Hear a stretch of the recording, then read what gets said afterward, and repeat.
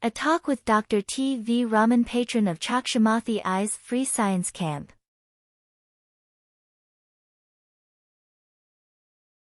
Awesome guys, welcome. I understand this is an after dinner talk. Hope everyone had a good dinner. So we have two choices. Since you had a good dinner, I can give a boring talk and put you on to sleep. Or we can do an interesting talk and make all of you up. Which do you want? Second one. So I can't hear anything from the other end. So assuming you actually won't stay awake, let's wake you all up. So what was for dinner?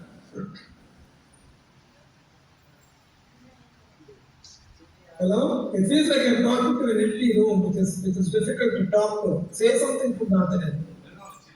Children say they like to have the second option. Second option, awesome, very good.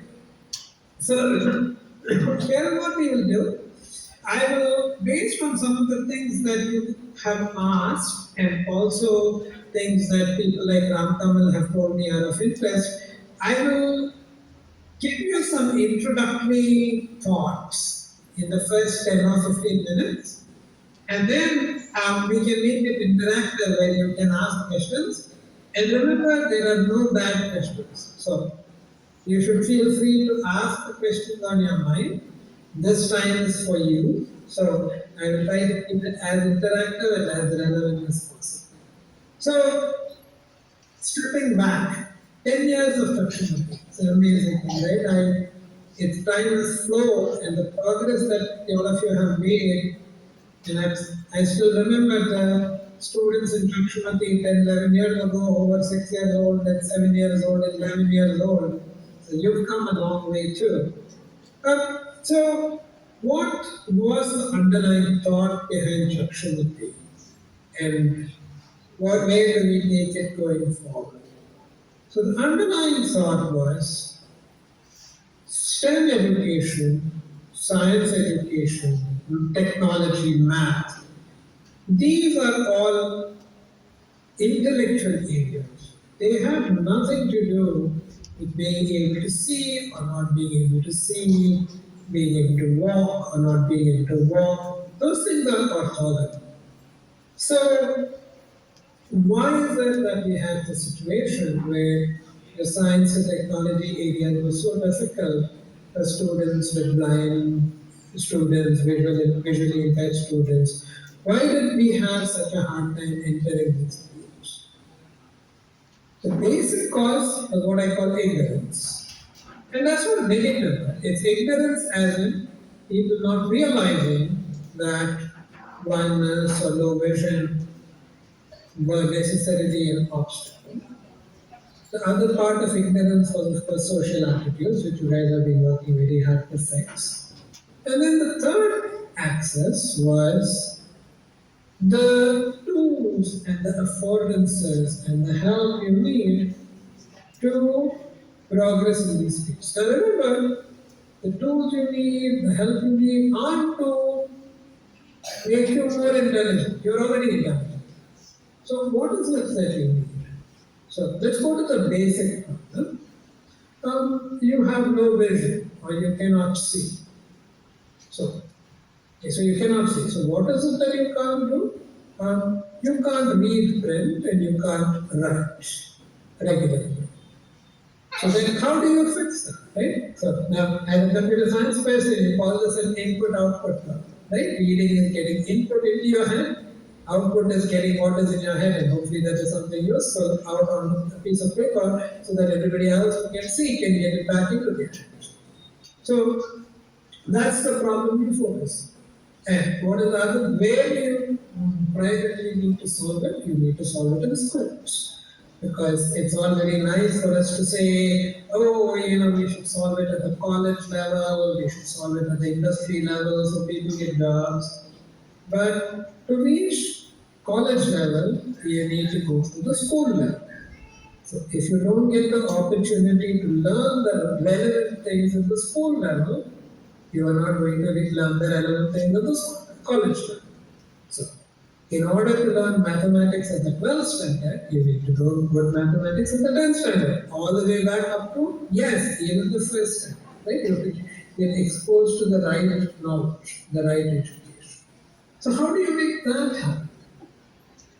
The way to make that happen is to make sure that every blind child or every visually impaired child gets to go to the same school, sit with other children of their own age and learn. And by the way, this is not just beneficial to the blind student, it is also beneficial to the student sitting next to you who can see. Because at the end of the day, we all have different abilities. You as a blind student may have some abilities and you may have some things that you're not good at. The student sitting next to you who can see perfectly well may have some other issue. So getting everybody together into an integrated environment is actually a very, very powerful thing. I'll tell you a very simple story from my own past. Now this is a long time ago, for a lot of you who are young, this is very long time ago. I don't want to sound ancient, but I started first standard in India in 1971. And at the time I could see a little bit. I could see with one eye. And you know what schools in India, I don't need to tell you. Teacher writes on the blackboard and everybody writes it down, right? So, teacher wrote on the blackboard, I couldn't see what teacher was writing. So, in the first 6 months, I walked up to the blackboard, peeped at it, and came back and wrote it. That worked for 6 months. Mind you, this was the regular school. This was not a school for the blind. This was everybody else in the classes. So, that works for the first 6 months because, first 6 months, the teacher doesn't write that much on the blackboard and the teacher writes in very big letters. Right? So, you walk up, you come. Then the writing started getting smaller. She started writing further up on the board. I wasn't very tall when I was 6 years old. I couldn't obviously jump up on a ladder and go up and look at the top of the blackboard. But I came up with a very simple solution, which was entirely on the spur of the moment. Nobody taught me that I had to do this. But there was something very self-evident and obvious. There was a very nice boy sitting next to me, and we were good friends by then. He could see. He was looking at the board and writing it down. So I told him, as you write it down, why don't you speak what you're writing and I will write it down too. And so we started doing this. Very simple solution. There's no technology, no computers, no accessibility solution, no nothing. But look at the environment, it was the right solution. And what was interesting was, we did this for about a week before the teacher noticed two things. One, I was no longer walking up to the blackboard to peep at it. And two, there were these two kids sitting in the front of the class this way. So she came and stood behind us to see what mischief we were up to. And she saw that we weren't actually up to mischief, we were actually writing. So she went away and didn't say anything. It was the best thing she could have done. And what is interesting is that this solution worked for me for 8 years. It was the same boy who did it. We were really good friends. I'm still in touch with him. And the solution worked. At 8th standard, I lost the remaining vision I had, so that solution had to stop and I had to do other things. But the reason I'm pointing this out is the value of integrating into the mainstream as early as possible.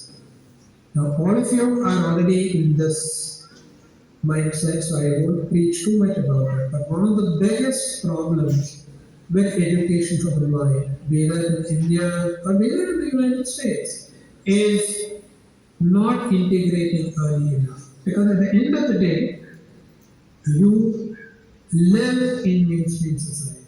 You work with everybody when you go to work. You go to college, you study with everybody. So if that is what you're going to do, the best time to start this is start at the beginning. Now when you start at the beginning, what support does the student need? The student just needs two things. One, a willingness to try everything, where people don't say, oh, you cannot see, you can't come in here.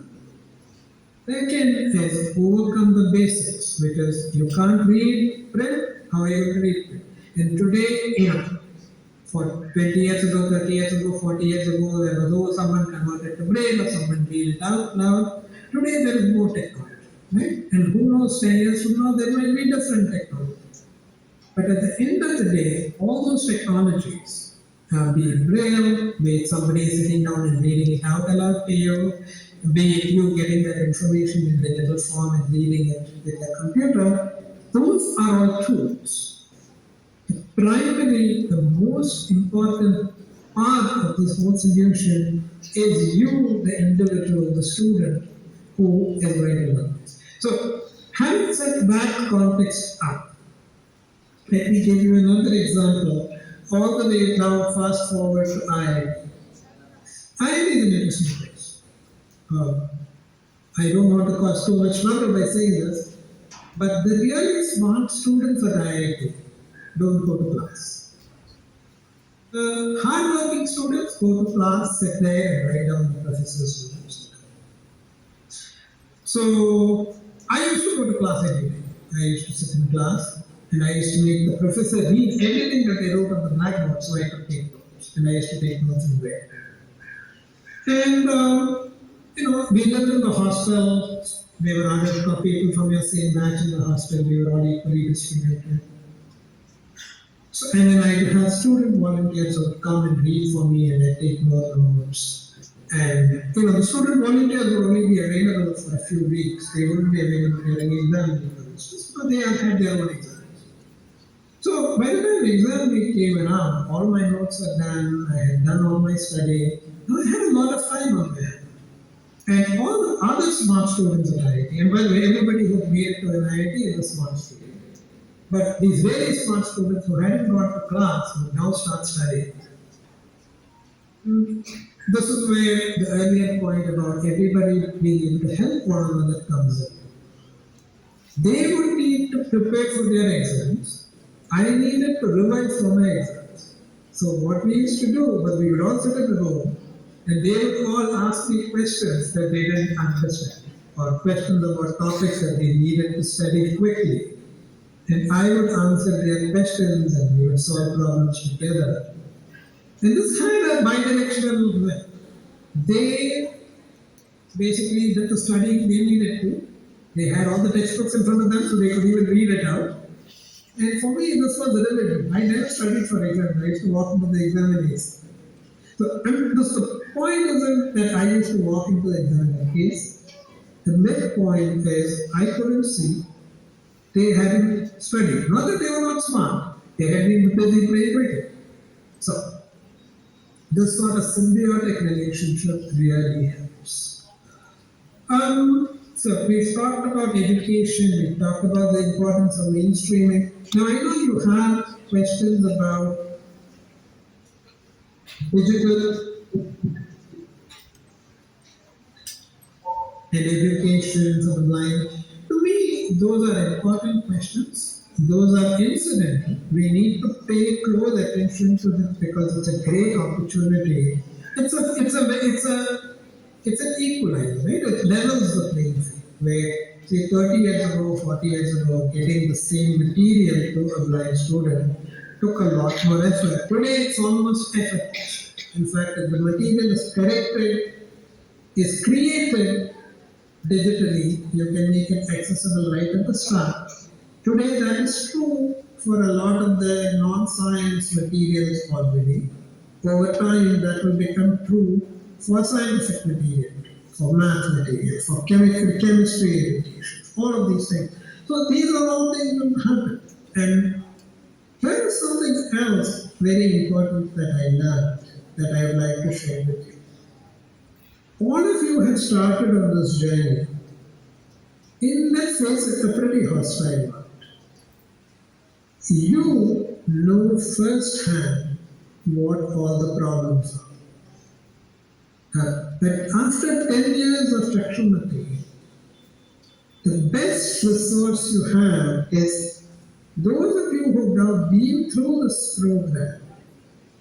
Not only understand the problem, but you will become part of the next solution. So don't just ask what is the next solution? Go create that solution. And this piece of wisdom isn't my own. This is something that my advisor at IIT Bombay, Professor J.R. Isaac, told me after my first year. I used to spend a lot of time with him in his office talking. So he was one of my biggest supporters, one of my biggest cheerleaders. And one day I told him, look, this doesn't exist, that doesn't exist. How will I do this? How do you? And he looked at me and said, I agree with you, this doesn't exist and that other thing doesn't exist. I don't know how to do it. But now you are a computer scientist, you can program, you understand the technology, you both know what you want, how it should work, and by now you should know how to build it. So go build it. The rest is history. And again, I'm saying this because each one of you should view yourself as this multiplicative force function, right? So you know how engines and cranes and all these mechanical things work. You move a little handle and it goes through a bunch of levers and gears and something heavy moves. Similarly, if you think of all the things I did starting 40 years ago until now, as taking what existed and build something more powerful out of it. If one person can do that, and now for 10 years, Chakshumathi has produced all of you, how much more can all of you do together? And remember again, the most powerful thing that you can do is two things. One is invent the things you want, and two, help the folks who are coming up behind you get them that same motivation so that one becomes 10, becomes hundreds, becomes thousands. And lack of people is a problem we don't have back in India. There's a lot of smart people, get the right resources, get the right environment, and I look forward to seeing what all of you build in the next 20 years that I can use rather than continuing to be trying to do it all myself. I don't say I have done it all myself, but I had to do a lot of it myself. My hope for all of you is that as this program grows and multiplies, some of the best next solutions will come from it. So I will stop here and start taking questions.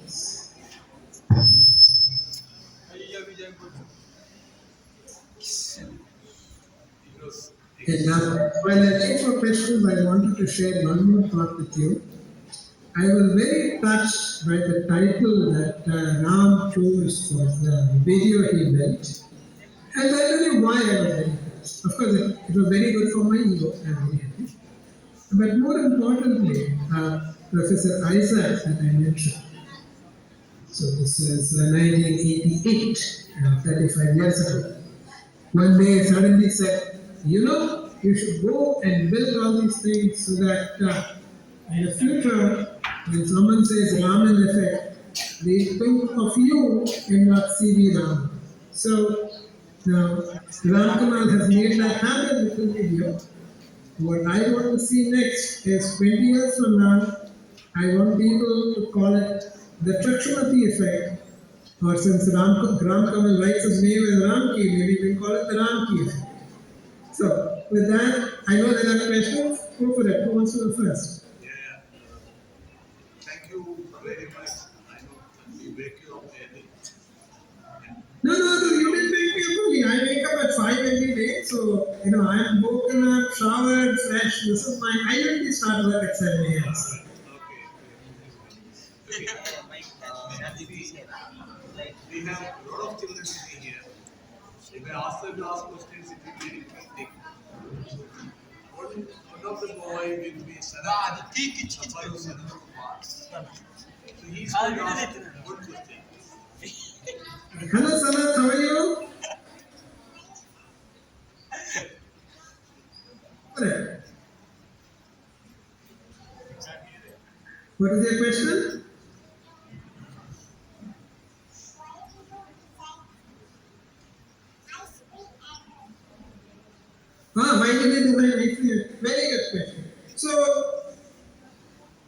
Now let me set the context here, right? So Android started coming, internally inside Google, Android started sometime 2006, 2007. And 2009, we were about to release the first Android phone, end of 2008 actually. Now, I had worked on technology by then for about 20 years, approximately. And I wanted obviously to use the Android phone, but I wanted to do more than that. Going back to building things that are integrated into the mainstream. To me, the opportunity with Android was very big. So before Android, there were cell phones like Nokia cell phones that cost about $600 to $800 in the United States. And then you had to buy a screen reader for it. So there were a couple of options. The screen reader cost $1,200. And at the time, somebody, and I won't mention the name, had created a piece of commercial software that could use the camera on the phone to scan and read documents. And that was priced at $1,500. So now do the math, that's well over $3,000. Now, Android phones, when they came out, were expected to come out at around $300 to $400. And I wanted three things. I wanted to use the phone. I wanted every blind user to be able to use any Android phone. And two, I wanted them to be able to use it without spending an extra cent. You spend the same $400 as everybody else, and then you should be able to use the phone. Now, if that isn't enough, I wanted something even more. What I wanted was what we built on Android to be also usable if you were holding your phone in one hand. So think of yourself as a blind person. So I use a guide dog, so I have my dog, I'm holding the dog in my left hand. Or you're using a cane, you're using a cane in your right hand. I wanted to be able to do what I wanted on the phone, such as make a phone call, ask questions like where am I, get directions, all of those things, not by first sitting down on a chair, putting my dog away, putting my cane away, and then using this. Because when you're walking around, there's no chair. So that is why I called it Project ICE. And the idea was that we would build this thing bottom up because Android was a new environment, it was a new operating system. We could actually escape a lot of the limitations of the prior one. And that's how Project ICE 3 was born. So it was born by me and one other engineer, and then two or three more engineers joined the team. And then before you knew it, we built this whole thing inside Android, and then we built talkback, and the rest you know. So thank you for the question, but that was the context. It was to sort of make sure that not only could you use it as a tool, but use it without bearing this undue cost for them, and then getting siphoned off into this little funnel saying, if you're blind, then you get this and get this, and these are the three things you get. Thank you for the question, sir. Sir, how old are you? He's 14 years old. Hello? He is 14 years old. 15 years, nothing. Growth hormone issue. Okay, but very brilliant. He is one of our editors in school. So, sir, 10 years from now, I want to be using something that you have done. That's your time. Thank you. Okay. See, I still remember on the first science camp, you ask our children like, what do you want to be? So one of the kids, Joe Moore, said she wants to develop a software for blind. So he said, no, you should build a software for everybody, and that software should work for blind, right? Okay. Okay. Yes. And now for your information, that girl is working in Microsoft now. Ah, nice. Congratulations to her. She is working in the mainstream, Yes, that's the place to be. That's good. Okay, now I have with me Naresh Kumar. Naresh is a Maybe. big time assistant technology motivator for our children, and he is an alumni of this school. Okay, I give it to him.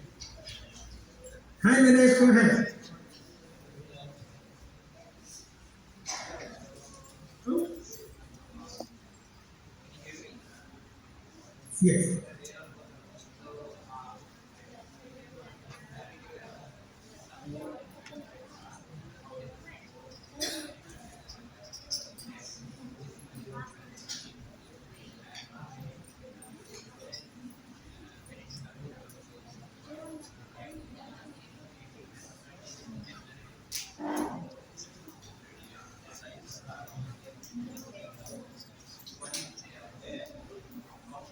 Good question. Let me answer that. So you have to let me first of all acknowledge the problem that you articulated.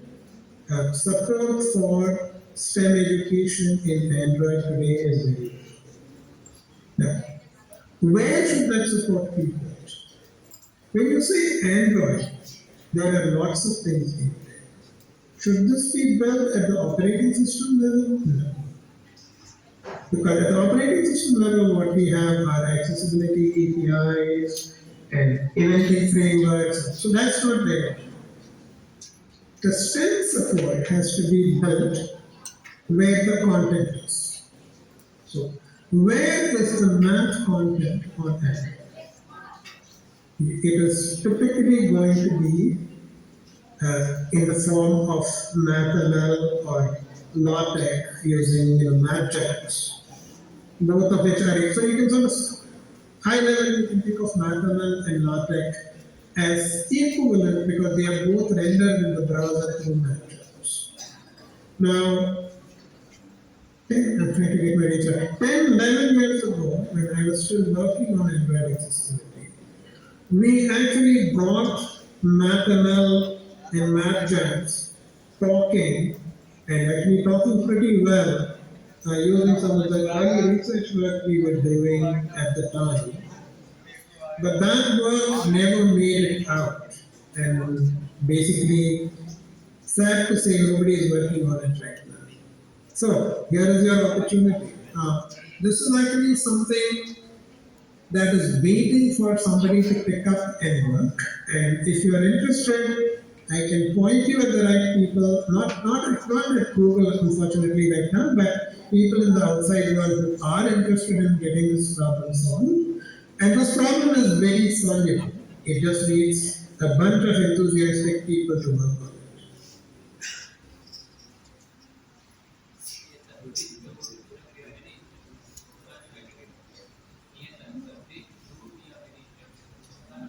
And you can send me an email message and I will send you something. Raman at google.com and Ram can give you the address if you wish.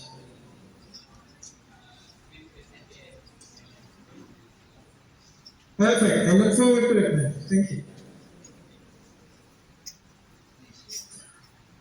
In this school, last month we did a digital festival. In this digital festival, as you said, like we were tinkering with kids to make STEM and robotics works and coding for many of the things to work. Children are now pretty into the area where what you are talking about, go and create yourself mindset. So hopefully by next ICT science camp, you will be able to see some of our children also working in some. That would be awesome. Maybe one of these years I will even be able to come out and visit one of your science camps. I've always wanted to do it, but circumstances have not permitted that yet. But fingers crossed, one day I'll come there and get to experience all this firsthand and bring home some good toys that you guys have built. Yes, definitely next year, definitely you have to come because next year is the 30th anniversary of Salam Treaty, which is the treaty for inclusive education. So nothing Yes, happened yes. in inclusive education anywhere in the world, but in this school they have made it happen with the digitally Yes. accessible based on Android videos. Okay. So next year we are planning to do an international conference, and just prior to the international conference, we will conduct the ice cream science camp, and you should be invited as chief guest. So, I hope it all works out. I look forward to it. So, what is the what advice you would give to kids?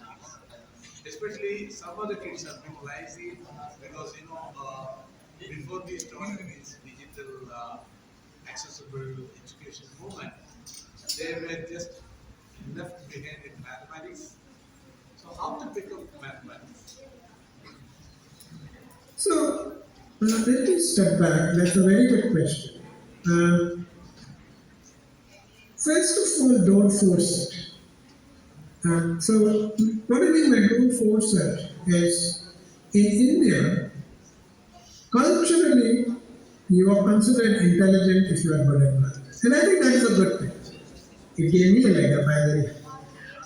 But we also tend to have a fairly narrow idea of what is mathematics.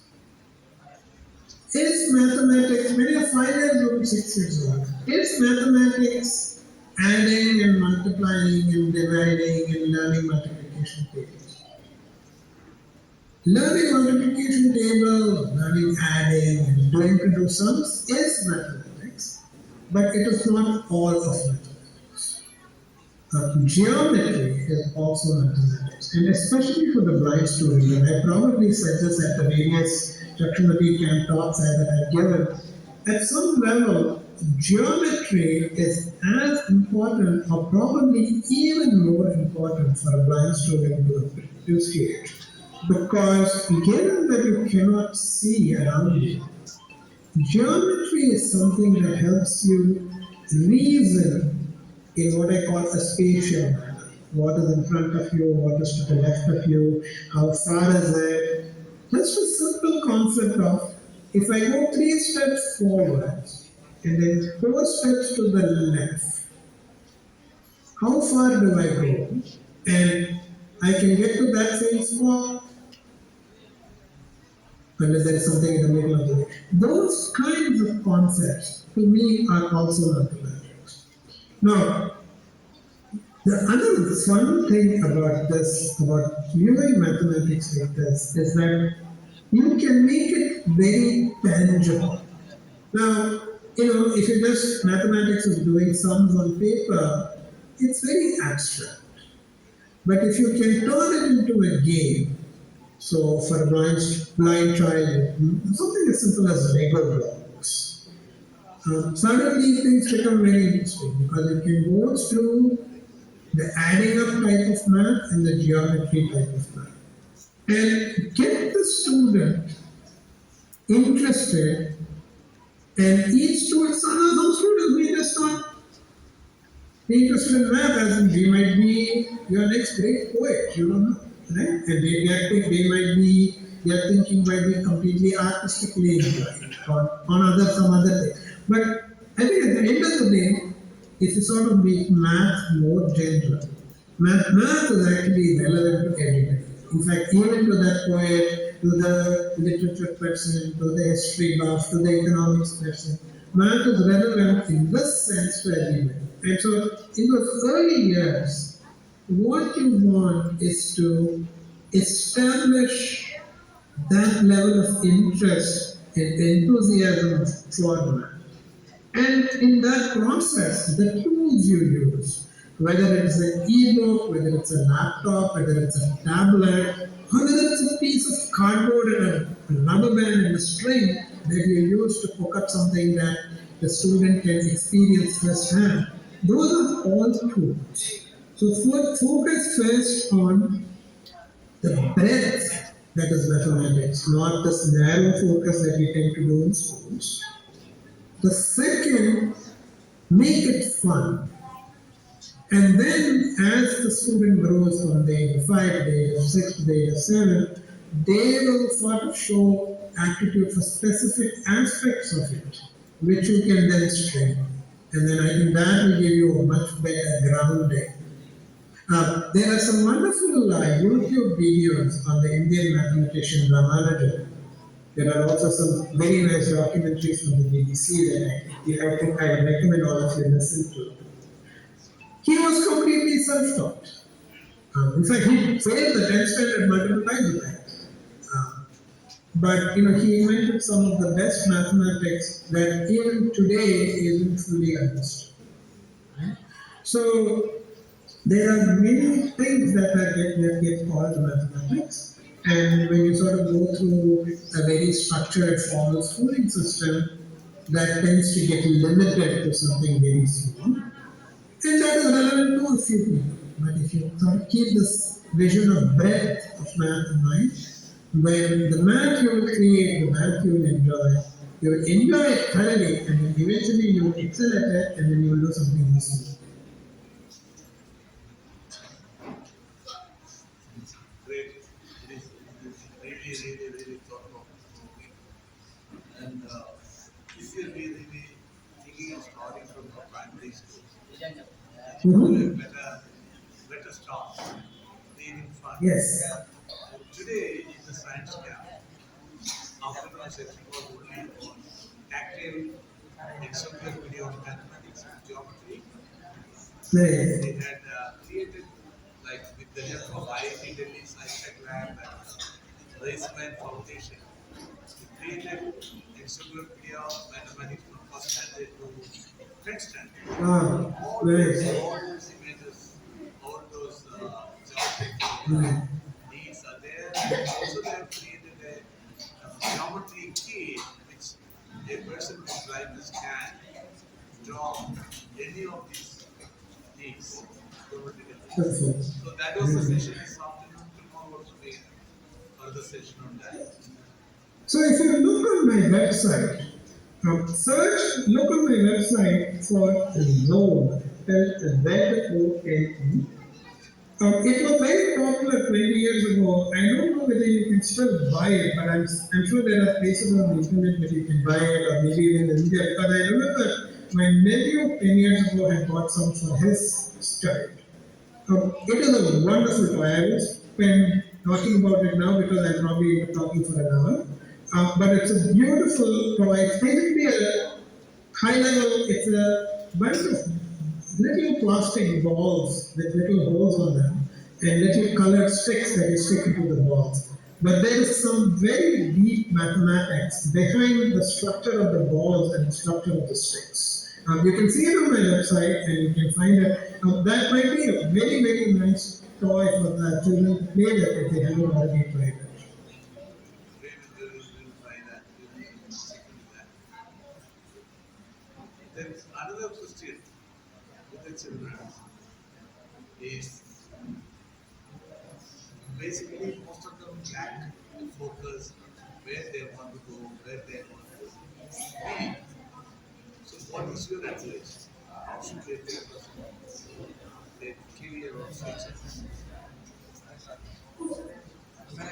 As a child, I would actually turn it the other way around. First, we as adults should keep an open mind and let them discover all the things they enjoy. And the easiest way for a child to discover all the ways they enjoy is to give them the freedom to explore the world, experience the world, and play. So, as adults and as mentors for children who are blind, what we need to do is give them all the tools that they need to experience the world as richly as a child can see it. So that's to me is step one. The next is as you explore the world, ask questions. Encourage the child to ask questions. You as mentors, we ourselves keep talking to them and asking them questions. And keep exploring the world together. Maybe the child may be teach us something that you do. And now as you do that exploration, then is when you will start discovering both interest in the world, interest in nature, interest in science, interest in math, interest in your own abilities. And then you start learning the things that are there. And these then, because you are start doing things that you enjoy, not because somebody told you, if you do this, you will get that. What happens is you become very good at it. And when you become very good at what you do, the next set of opportunities open up.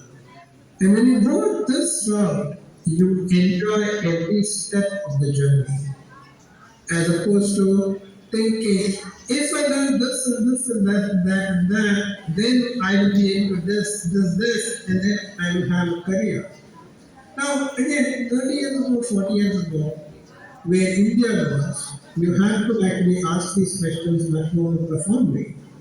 Today, things in India are, are much better than many other parts of the world. There's a lot of opportunity.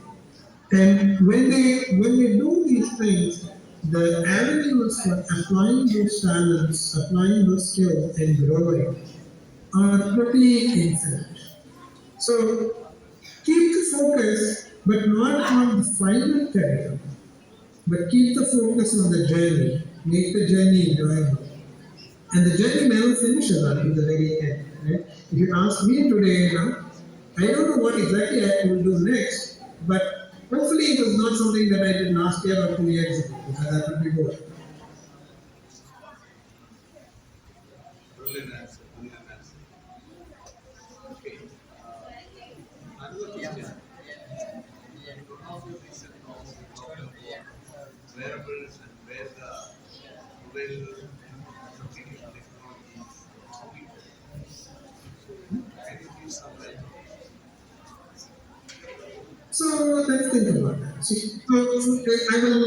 I'll someday the basics so that we don't get into technology buzzwords too much, because I wanted to make sense to the children as well. So, in fact, this one was there in the IIT day talk that Ram included in the video. So, at a very high level, here is how I think of computer applications and user interfaces in general. So what is a computer? A computer, as the name implies, computes. What does compute mean? It calculates. What does it calculate? It calculates on information. In the computer, at the end of the day, information is all ones and zeros. So that's the computer. Now, what is user interface? A user interface is the means by which we as a human communicate, somehow, some way, communicate with the computer what we want. Computer takes all of the relevant information, goes off into a little corner, scratches its head, burns some electricity, generates heat, whatever, and comes back, and now it has an answer. Remember, its answers are also in ones and zeros. The second half of the user interface is the computer that has to show you the answer, and I mean show in quotes, not just visually. It needs to present that answer to you in a form that grabs your attention and communicates that idea. Remember, grabbing your attention is important because there are so many things in the world for your attention to be grabbed. Even if you're blind and you can't see, there are sounds around you. There is the smell of that nice dinner cooking over there. There is that nice bird singing over there. So you instantly need to grab the user's attention to convey that. So that's a computer application. Now, computers have moved through many generations. This is before my time. Before my time, it was punch card computer. The children probably haven't even seen punch cards. You should show it to them. Card with holes in it. They might think it's a bad word, braille. Right? Then we got computers with big displays. They sat in one corner. Then you got PCs. Then you got handheld laptops, handhelds. Today we have cloud computing, which is nothing more than just a fancy name for a big computer sitting somewhere in some dark room that you connect to through the internet and get it to do all the computations. So in all of these things, you see two things happening. Computers getting faster, computers getting more memory, computers being able to do more computes, calculations in a second. But to be useful, you need to get the right information to the computer and get the right answer. Until now, to us, that has mostly been the keyboard and the monitor. Then it's become the smartphone with a nice shiny piece of glass. And then it's become speakers and microphones. But then there is a lot more. So remember, as the computer, as the thing that does the calculations, disappears into the background. What really matters to us as humans from the experience point of view is the various user interface peripherals that we use. Peripherals, that's a complicated word for keyboard, mouse, monitor, microphone, speaker, something else, something else, something else. So as I'm talking to you right now, I'm wearing a pair of earbuds. Now, that's the audio. The microphone is built into my laptop. I don't even know where it is. I'm just trying to make sure I don't put my hand accidentally on top of the mic, because then if I do that, you won't be able to hear. Right? Going forward, this will continue. Your phone is becoming very powerful. But why should you have to take the phone out of your pocket for everything? In fact, this was one of the original vision behind the ICE3 project. You leave the phone in your pocket and do a lot of useful things. So you could next have wearables. Wearables, again, fancy name. You could wear a little smart wristband on your wrist. The wristband is responsible for checking your blood pressure and maybe other vital signs. And it communicates with your phone in your pocket.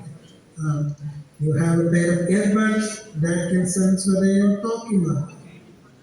I was at the CES, which is Computer Electronics Show, about 10 years ago, and someone had a prototype of a hat with a Bluetooth mic and speaker on the visor of the hat, so you could just wear this hat and talk.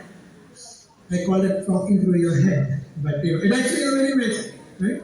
So over time, I personally think what will happen is, just as today we think of the computer in the cloud as performing a lot of calculations, and then your keyboard and your laptop and your phone being the things that you interact with.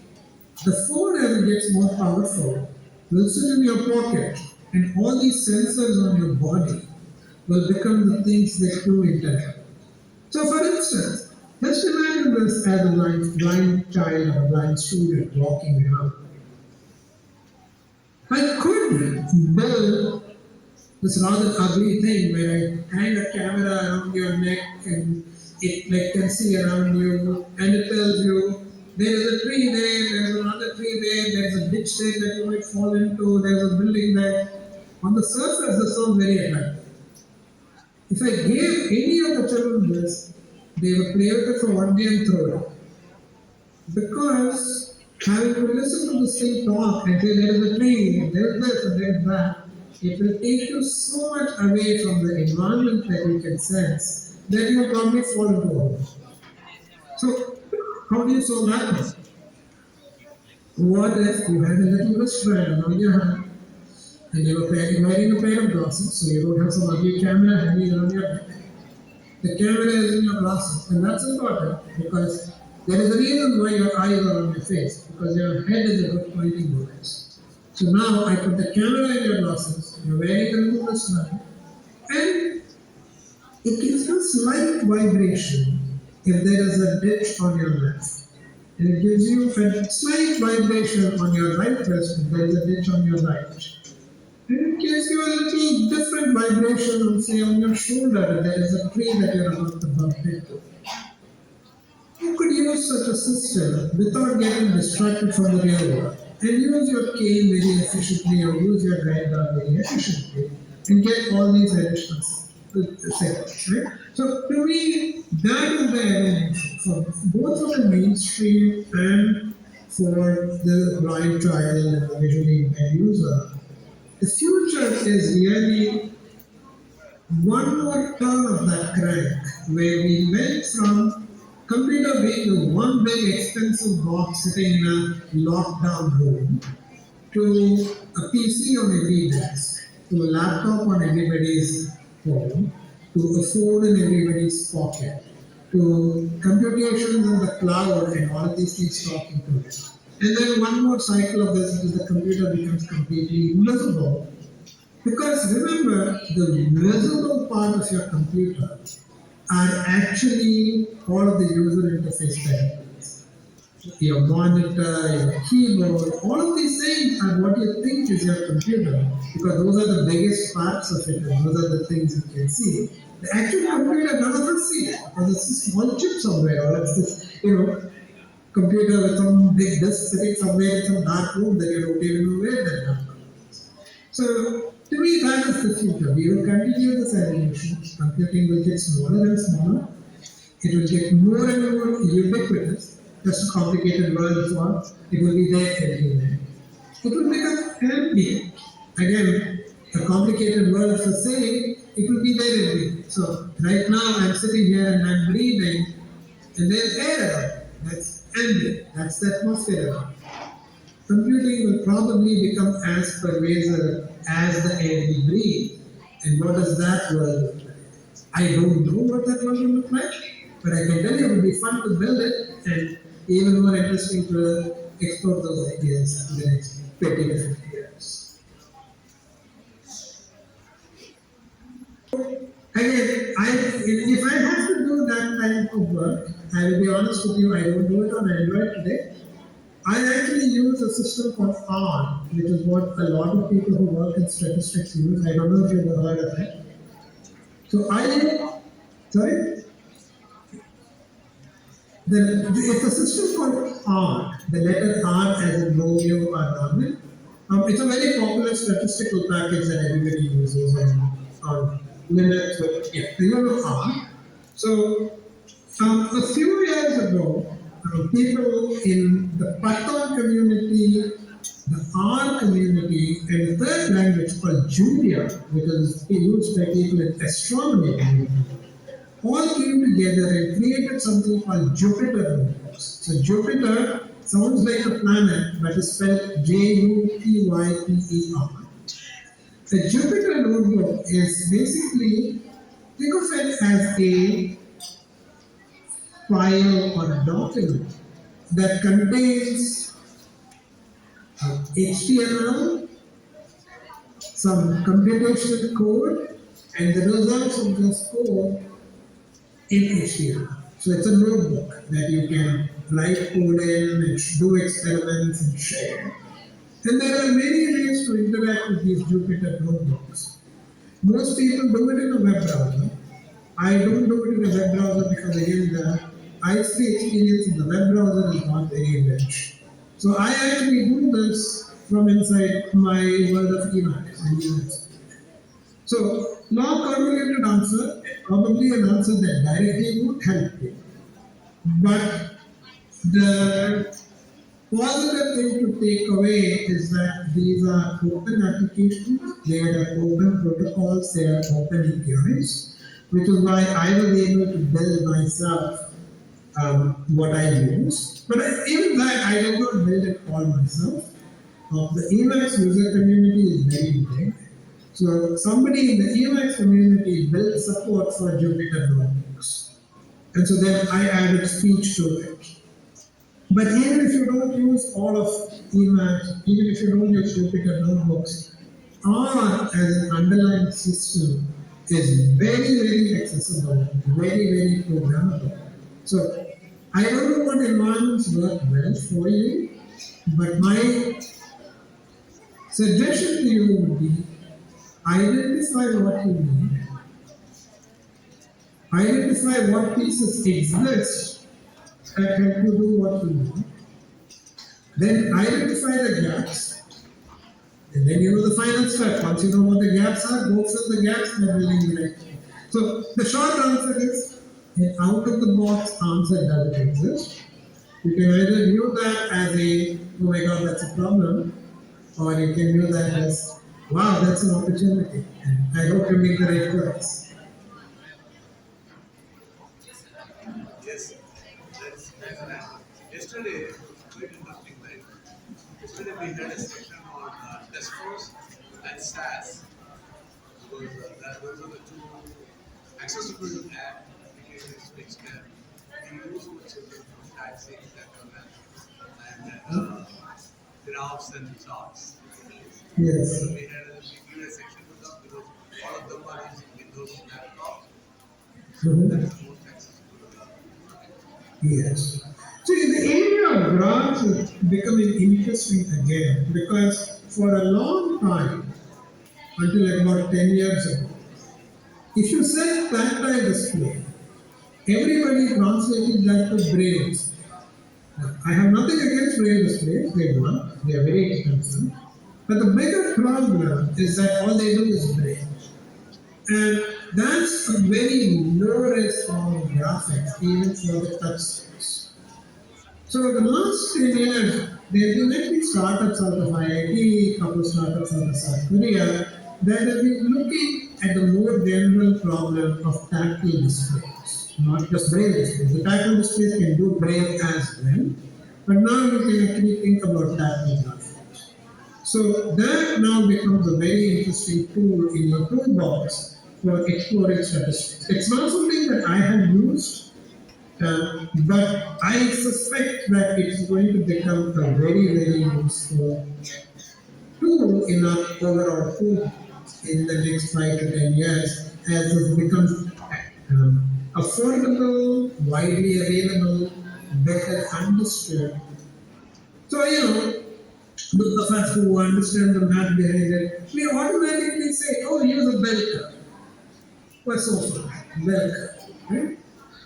But this is a very, very important key concept in everything that we do in the area of statistics, from grading things, from understanding how some data is distributed, all of those things. And it would be wonderful to build up that basic understanding for a blind student to actually be able to feel this.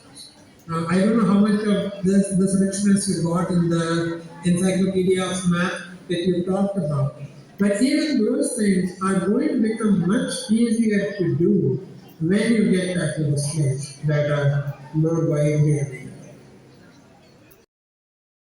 A talk with Dr. T. V. Raman, computer scientist and a mastermind of Google accessibility. 10th Anniversary Chakshumathi Eyes Free Inclusive Science Camp organized by Samagra Siksha Andhra and hosted by Rural Development Trust.